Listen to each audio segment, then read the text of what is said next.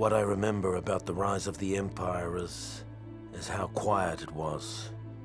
During the waning hours of the Clone Wars, the 501st Legion was discreetly transferred back to Coruscant. It was a silent trip. We all knew what was about to happen, what we're about to do. Did we have any doubts? Any private, traitorous thoughts? Perhaps, but no one said a word. Not on the flight to Coruscant, not when Order 66 came down, and not when we marched into the Jedi Temple. Not a word.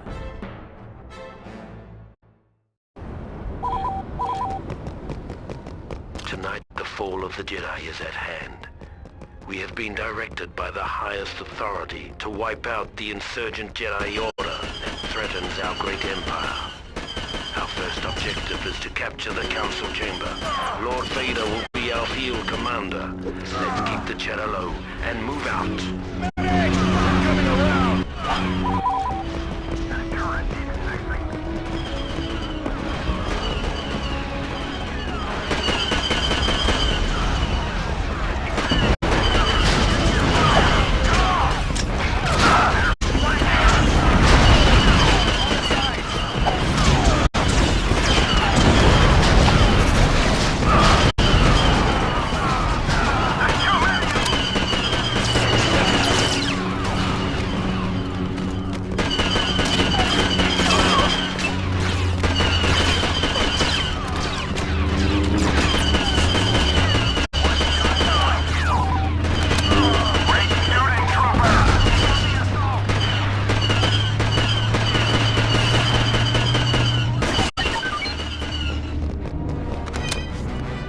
Attention troops, double time to the library. The Jedi are attempting to destroy the library's holobox. In direct defiance of command. Stop them! Stop the destruction of the Jedi holobox. If you can keep at least one of the bookcases intact for at least 2 minutes, command can scan the contents of the library.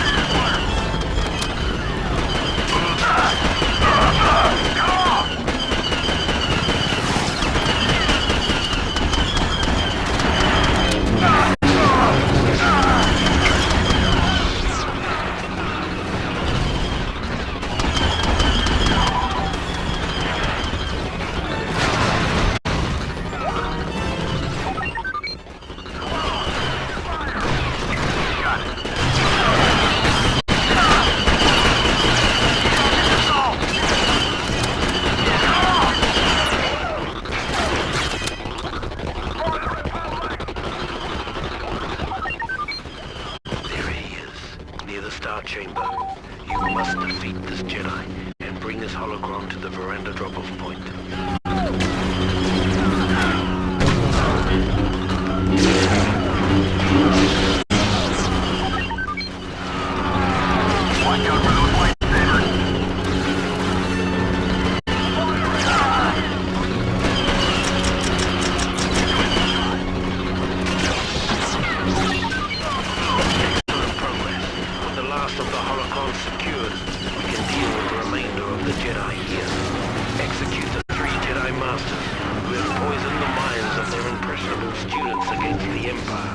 Let them bear witness to the cost of rebellion. Well done. Our new Emperor will be pleased. Primary mission objectives complete. The Jedi Temple has been secured. The Force is strong.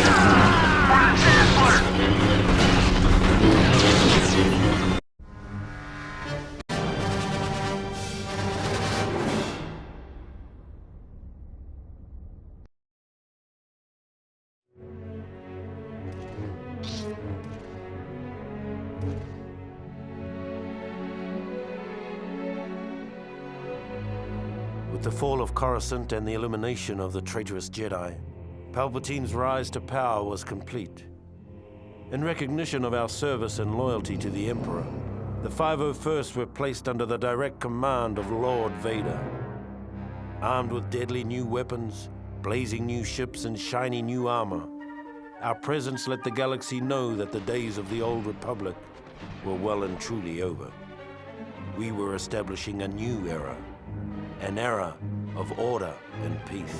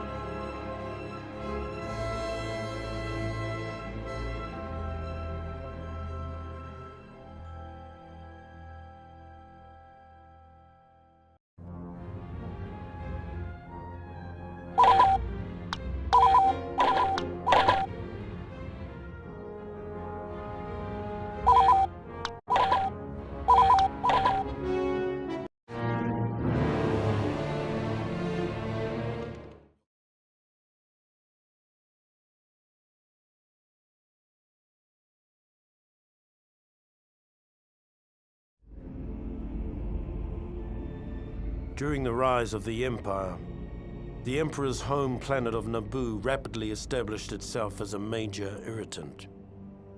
After a number of Naboo's ambassadors were sent home in various states of dismemberment, her newly elected queen broke off diplomatic ties and began exploring military options. Clearly, it was time for a regime change. A change that would be affected by the 501st, now under the direct command of Darth Vader. Our orders were simple: to infiltrate the city, take out their leader, sending a clear signal to other potential troublemakers in the Empire.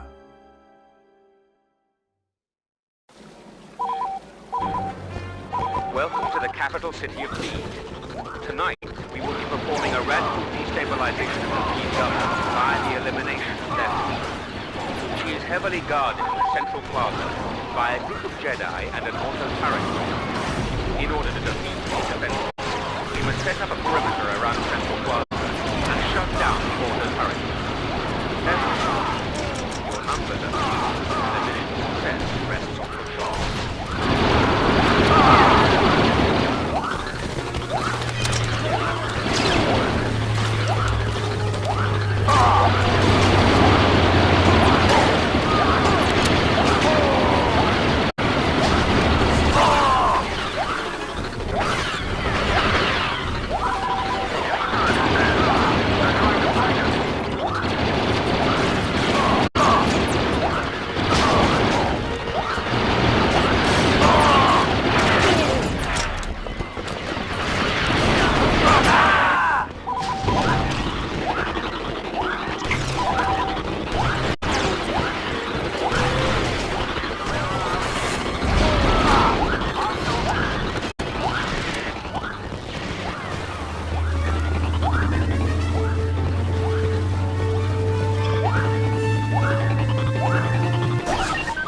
Now it's on to the Embassy Plaza.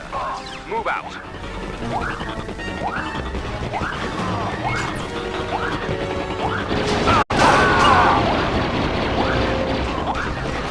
Watch out, soldier. The auto-turret grid is still online. Keep you and your men out of the central plaza until we can find a way to shut down the turret grid.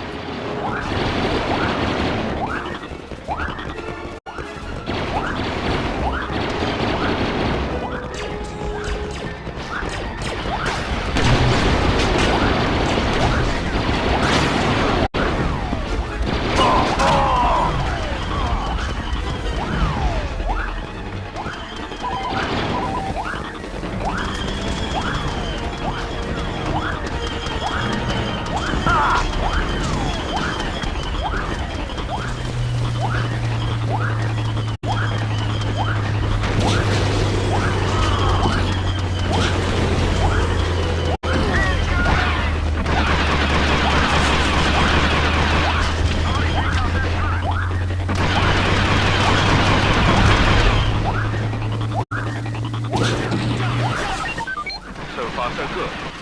Now capture the guard post past the embassy. If you need some extra firepower, we've managed to sneak a tank for you at the embassy command post. Use it wisely.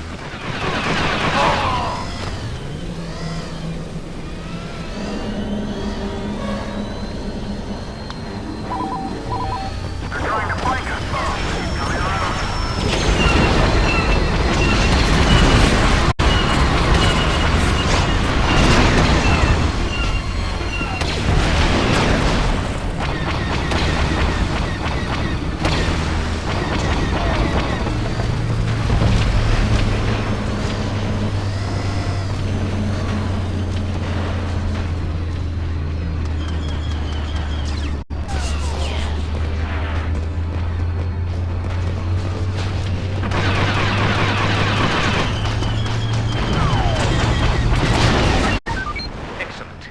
Now we must destroy the auto-turret grid console, clearing access to the central plaza. Destroy it, and the Queen will be ours.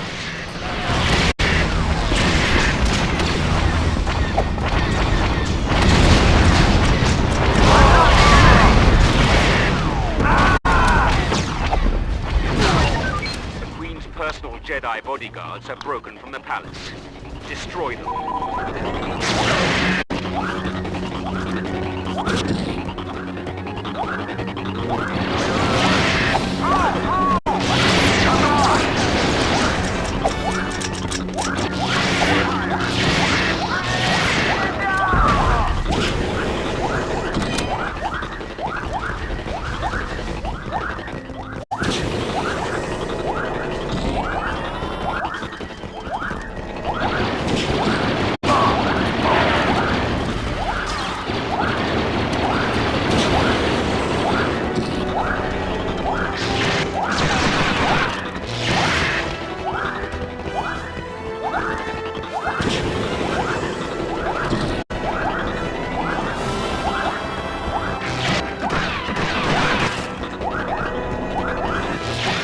Imperial Guard are trying to escape. Quickly, you must eliminate the Queen at all costs.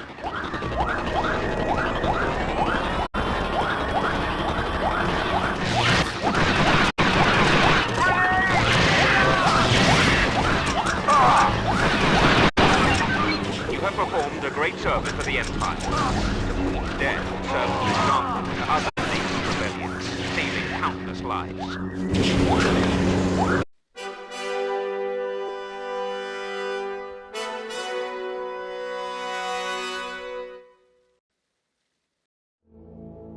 With the Queen eliminated, Naboo quickly fell in line. It was the first time the 501st was called upon to adjust a planet's government. But it wouldn't be the last. Within months, the 501st gained a well-deserved reputation as Vader's fist.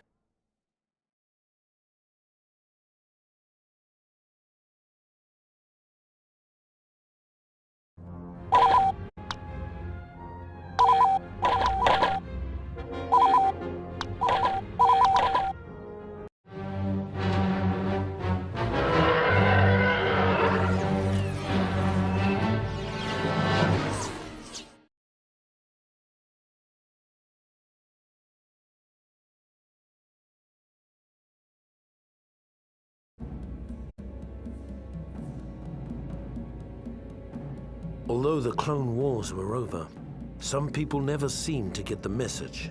The worst case of denial was Gizor Delso, a Geonosian separatist who'd somehow escaped Lord Vader's efforts to wipe out the remnants of the CIS. Lord Vader tracked him to Mustafar and brought us in to finish the job. It seemed like a simple enough mission.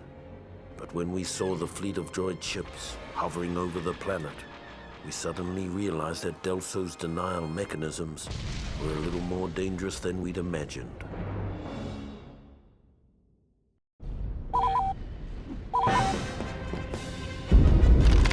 Sir, the droids have landed on our ship. We can't launch our fighters. Calm down, pilot. Get out there and destroy that transport. Use any means necessary to clear the hangar. Go, go, go!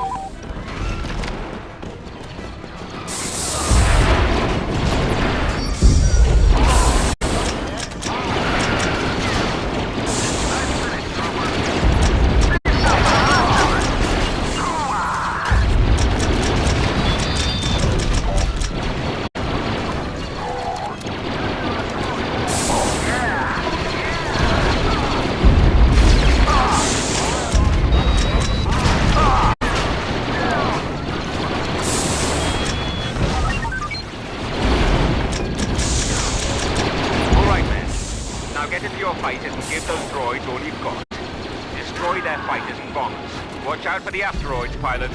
They're easy to destroy, but that doesn't mean they aren't dangerous. Trying to make the rest of us look bad.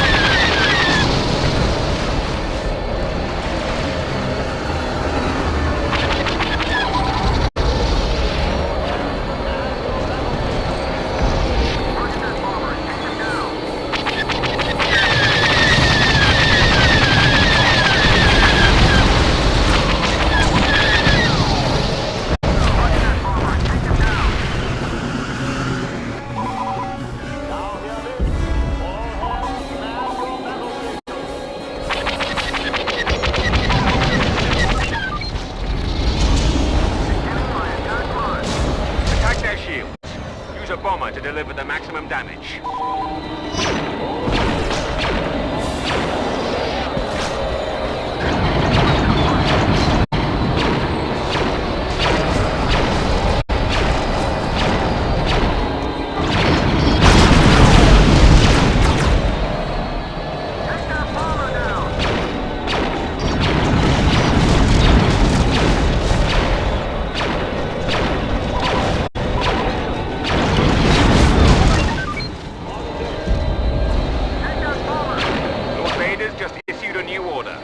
He wants someone to land at the enemy's hangar, steal one of their strike bombers, and return it to our hangar. Get moving, pilots.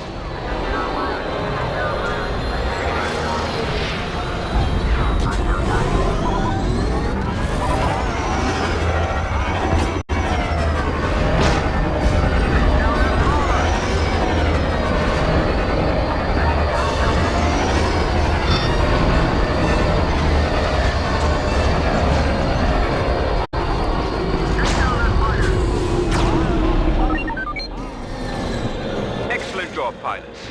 Lord Vader will be most pleased.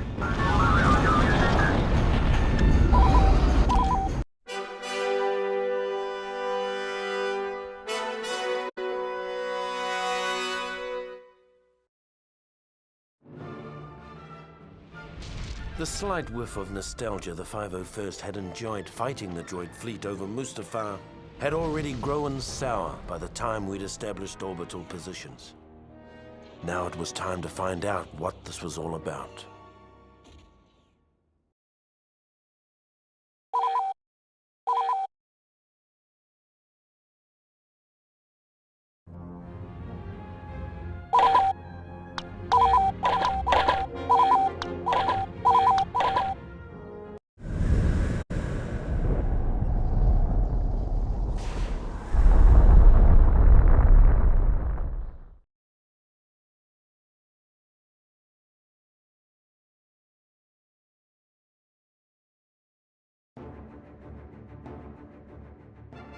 By the time we'd made our way to the molten surface of Mustafar, it was apparent that Delso had been a busy little bug. All by his lonesome, he'd found a previously hidden droid factory, fired it up and cranked out his own private army of battle droids. Needless to say, this got the men of the 501st a little hot under the helmet, and not just because of all that lava. Truth be told, we'd all had our fill of those gearheads during the war, and we couldn't stomach the thought of going through another one. So we blew them up. Blew up the droids, blew up the factory. Damn near blew up the planet.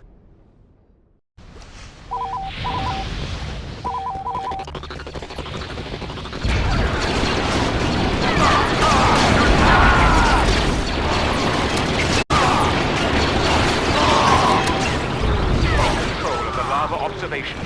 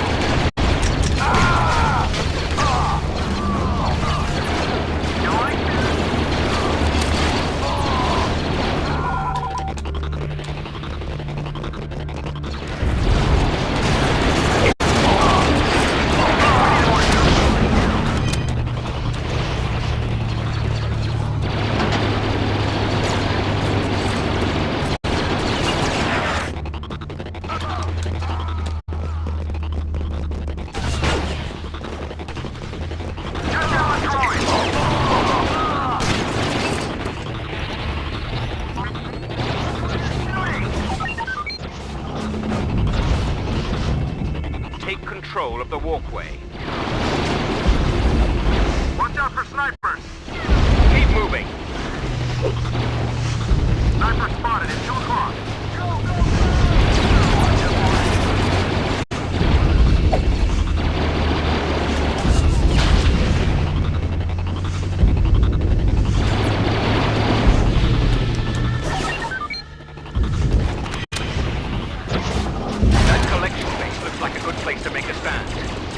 Capture it!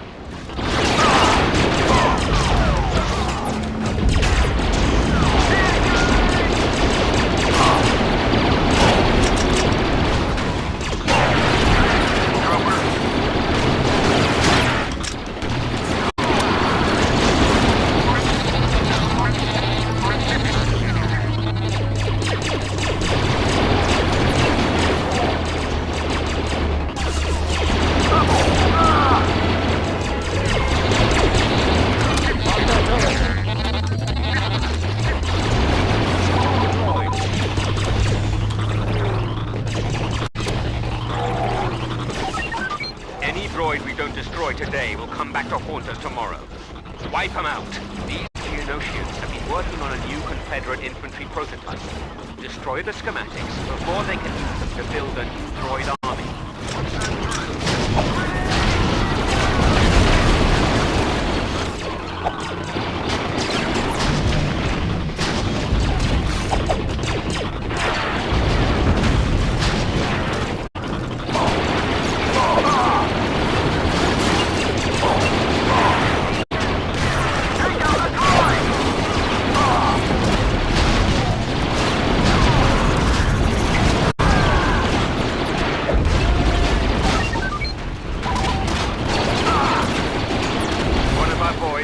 Bringing the other beacon. Go out and retrieve it.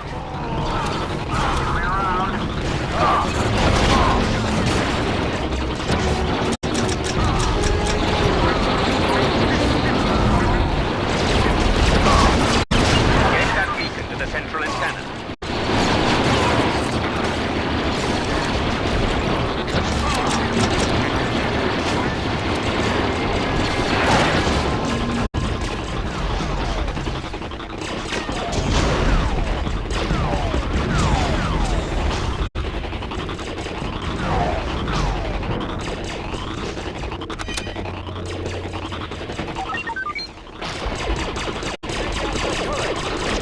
Back to the collection base and watch the fireworks.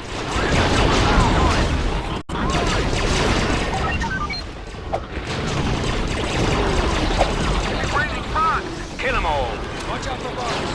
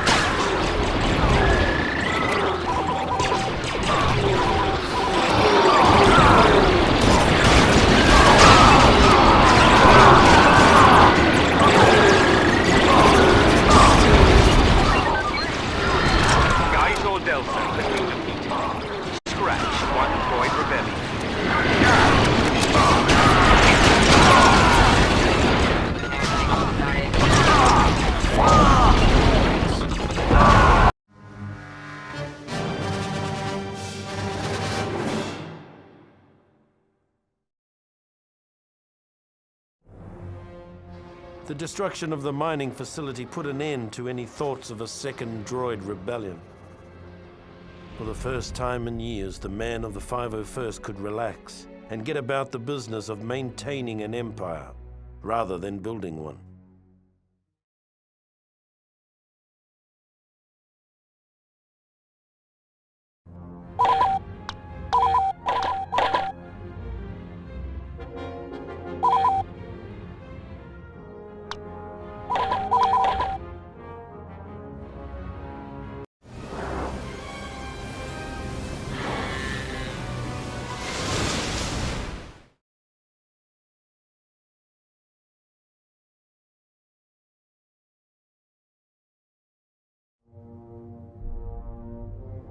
Officially, there never was a clone rebellion on Kamino. Unofficially, approximately 20 years after we were created, a special detachment of the Imperial 501st Legion was dispatched to Kamino with orders to eradicate an army of clones that had been bred to take arms against the Empire. Our mission commander, an expert on the inner workings of Camino, was a young bounty hunter named Boba Fett.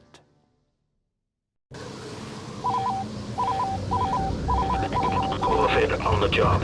Boba Fett has been chosen to lead a small task force into the Camino cloning center. His familiarity with the center's layout and access codes should give us the element of surprise.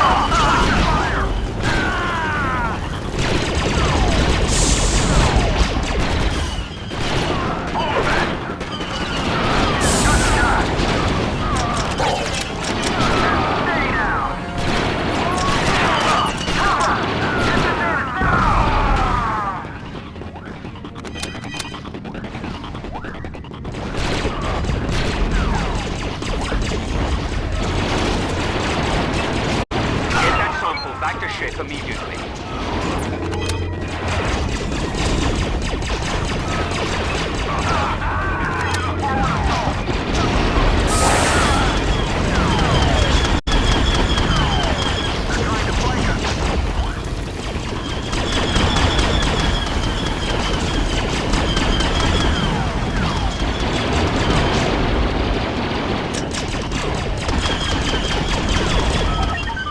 DNA sample secure.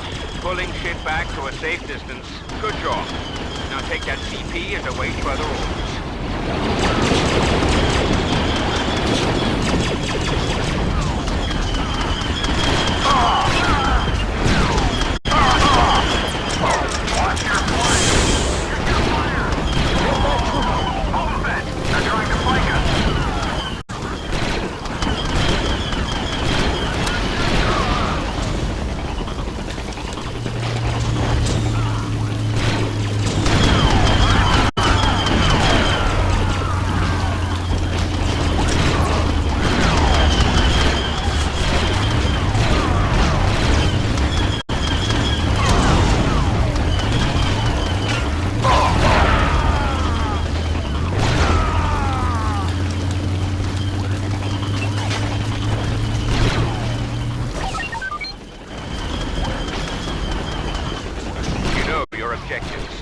Destroy the computers keeping the Kaminoans' clone pods alive before they can create any more traitorous anti-troopers.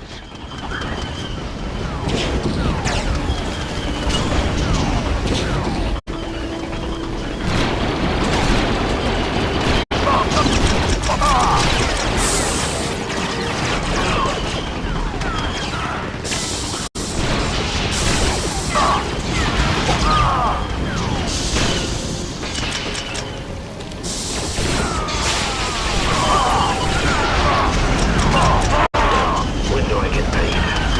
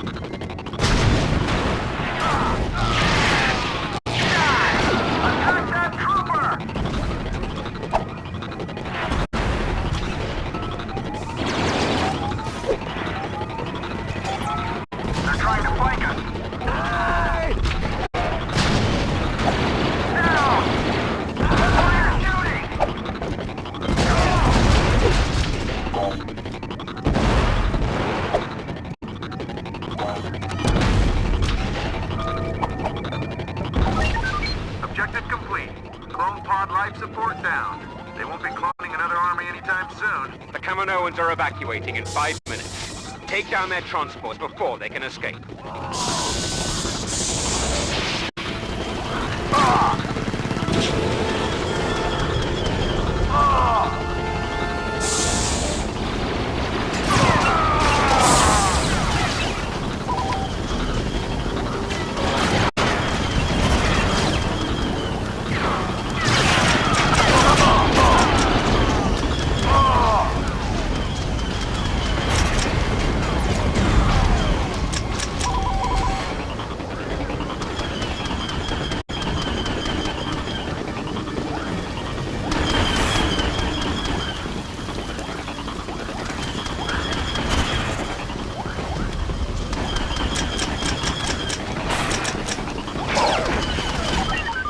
Think that's the last we'll be seeing of those guys. Sure hope so.